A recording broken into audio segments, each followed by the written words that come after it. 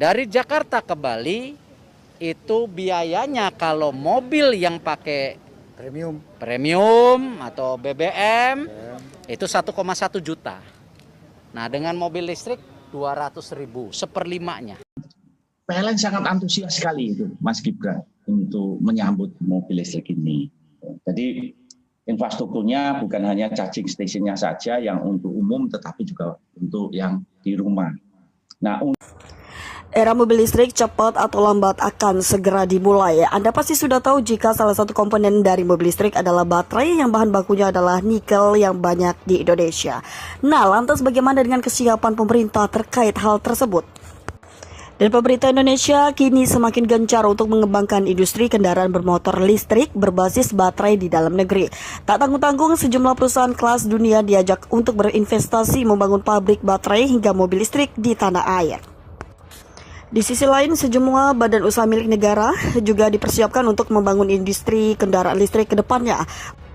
Mulai dari hulu seperti penambangan nikel hingga pembangunan smelter nikel untuk menjadi bahan baku komponen baterai kendaraan listrik, infrastruktur pengisian daya kendaraan listrik seperti stasiun pengisian daya hingga pabrik mobil listrik. Menteri Badan Usaha milik negara Erick Thohir menegaskan kesiapan Indonesia untuk menjadi pemain utama pada industri mobil listrik dan Indonesia diharapkan mampu menjadi salah satu pemain utama di industri ini. Saya sudah perintahkan PLN untuk meningkatkan pelayanan kepada masyarakat dan mengubah strategi bisnisnya pasca pandemi. Alhamdulillah PLN sudah on track dan sudah ikut dalam konsorsium BUMN untuk pembuatan EV battery bekerja sama dengan perusahaan dari Korea dan China, ujarnya. Dan ditambahkan Erick, pihaknya akan menjajaki kerjasama dengan Tesla, produsen mobil listrik asal Amerika Serikat, dan rencananya di bulan Februari ini saya akan membuka pembicaraan dengan Tesla untuk mengembangkan kerjasama ini. Keyakinan Indonesia akan mampu menjadi pemain utama industri mobil listrik, salah satunya didasari oleh sumber daya alam Indonesia yang mendukung. Sebagai salah satu negara dengan sumber daya nikel yang terbesar mendukung Indonesia, jadi produsen utama sumber daya baterai mobil tersebut.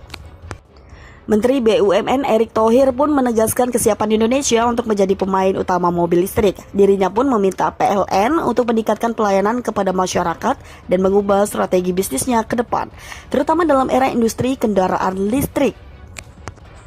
Wakil Direktur Utama PT PLN Dermawan Prasojo mengatakan pihaknya tengah mempersiapkan pembangunan ekosistem dan infrastruktur pendukung dari kendaraan listrik ini.